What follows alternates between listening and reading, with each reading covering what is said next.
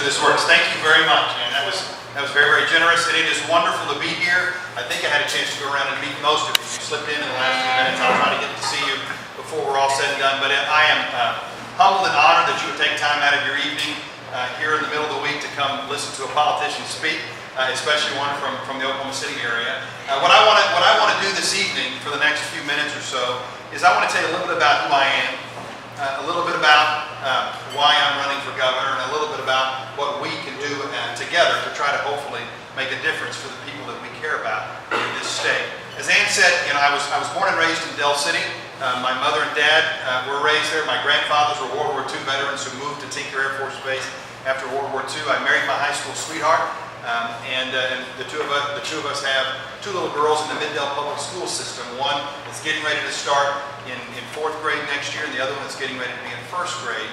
And they are everything to us, and in many ways, the reason I've chosen to run for governor. But another reason that I've decided to make this very difficult decision is because of the last 11 years that I've spent at the state capitol fighting side by side with folks like Representative Melanie Glenn said. I've watched a lot of things happen in the state that you and I care so very much about. I've watched as the folks in charge have tried to implement this plan that they believe they can cut their way to prosperity. They can cut taxes for the wealthy and well-connected, and then when the money doesn't come in, turn around and cut budgets for middle-class families who put their kids in the public school system, cut funding for senior nutrition programs, nursing programs, hospitals, public safety, and transportation. They thought that somehow would end up as a recipe for success, but it hasn't. It hasn't. I've sat by and watched year after year after year when they've cut $1.5 billion worth of income taxes, $2 billion worth of tax credits and exemptions, and the largest, most generous gross production tax cuts of any major oil and gas producing state in the nation, have bankrupted this state.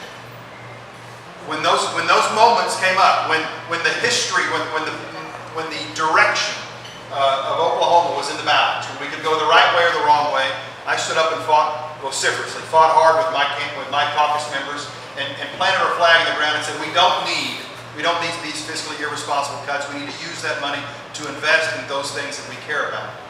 But instead, what we've seen is the largest cuts to public education of any state in the country. 26% cuts in the last 6 to 8 years.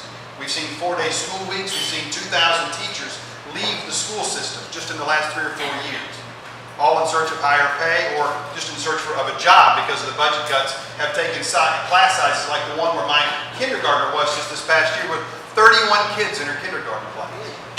You stop and think about that. I've got 2 little girls, 8 and 5, and I can barely handle them for a few hours in the evening before bedtime, but yet their teacher's got to take care of 31 of them and make sure that they get educated and fed and are disciplined well. 31. So we're 2,000 fewer teachers in the system. At the same time, we've seen 50,000 more students enter the system. I hear Republicans all the time make the argument that we want to run government like a business. Well, I look at them and say, you tell me any business, large or small, in which I can take 26% of your operating capital, take 2,000 of your employees, and give you 50,000 more customers to serve, and you show me a business that will succeed under that plan. It doesn't happen. It can't happen, and it's not happening to our public schools and our children, not just the teachers, but our children are the ones suffering. So you've got that problem. Then you've got higher education. You all have seen the articles recently in which higher education in Oklahoma has been cut more than any other state in the nation. And just today, the University of Oklahoma announced 5% tuition increases, which is not a shock. It's not a surprise. But tuition is going up. The cost of housing is going up, which means what? It means middle-class families like the one in which I grew up, where my father was a copier and repairman and my mother was a secretary. They never made very much money, and they certainly couldn't afford to send me to a private school or even pay for my way to go to the University of Oklahoma. But because of the decisions at 23rd and Lincoln made by the folks in charge, Governor Fallon and her team, college is farther out of reach for middle-class families this next year than it was even the year before. So you've got education that's in crisis. Then you look at health care. 1 in 6 of our citizens in this state don't have any health insurance. Nearly 600,000 people without any health insurance.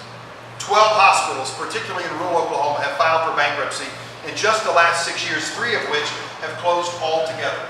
Like in Frederick, Oklahoma, if you wanted to have a baby or a surgery or just to get medical care at the hospital in Frederick, Oklahoma today, in southwest Oklahoma, if you drove up to the hospital, you'd find it shuttered and locked.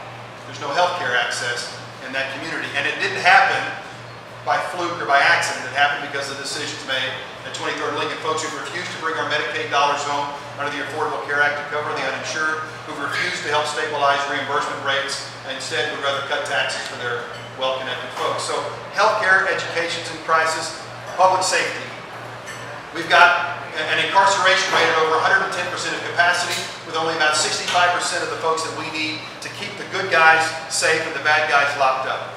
How we haven't had another Big Mac uprising like they did in the early 1970s is beyond me, but we're on the verge. We're not only on the verge of that, but on the verge of the federal government coming in and taking it over once again. We haven't learned the lessons of our past, because we think that somehow cutting taxes for folks and giving away tax credits and exemptions to well-connected folks with high-powered lobbyists is somehow more important than funding public safety. And last but not least, you look at transportation. You can't ask anybody in the state if they think our roads and bridges are where they need to be and get an affirmative answer to that, because it's just not the case. But yet the Republican majority for the last number of years have taken out over $200 million from roads and bridges funding, in particular from county roads and bridges, which has a real detrimental effect on our rural counties. Taking over $200 million out to be spent on whatever projects they want to spend them on, but that they don't involve fixing the potholes and the bridges in the state of Oklahoma. What I just outlined is a dire case, dire situation. Because oftentimes we can get into this conversation as Democrats with our independent friends and our Republican friends, and we can silo up into our own ideologies. And it's okay, because we have different philosophies sometimes about what the role of government should be. But I promise you, if you ask the people you work with, the people you go to church with, your next door neighbors, what do you think Oklahoma, what do you think the state, what do you think the government ought to do and do well? Regardless of your partisan affiliation, everybody's going to say we've got to have good public schools. We've got to have good roads. You've got to have good public safety. You've got to have good health care. And the sad reality is those things upon which we all agree as Oklahoma citizens have been starved to death because of the decisions made by Governor Fallon and her Republican team. And I say it's a deliberate action, because it is. You'll hear my opponents on the other side of the aisle say, well, no, it was out of our hands. There's nothing we could do. But you see, it's the price of oil. The price of oil fell to $50 a barrel or $40 a barrel or $20 a barrel. And they'll wring their hands and say, well, we'll just wait till the next boom and then we'll make it all up. It was just that pesky OPEC that caused us to cut funding for education and healthcare, public safety, and transportation. But ladies and gentlemen, that's just not true. Matter of fact, if any of your friends, regardless of their partisan affiliation, if they give you that line, I want you to look back at them with one statistic and say, when the price of oil was $100 a barrel, and you were all paying $3.50 a gallon for gas to get to work and to take your kids to school, this Republican legislature cut funding for public education more than any other state in the nation. It's a fact. This isn't a crisis created by the price of oil. This is a crisis created by leadership and a lack thereof.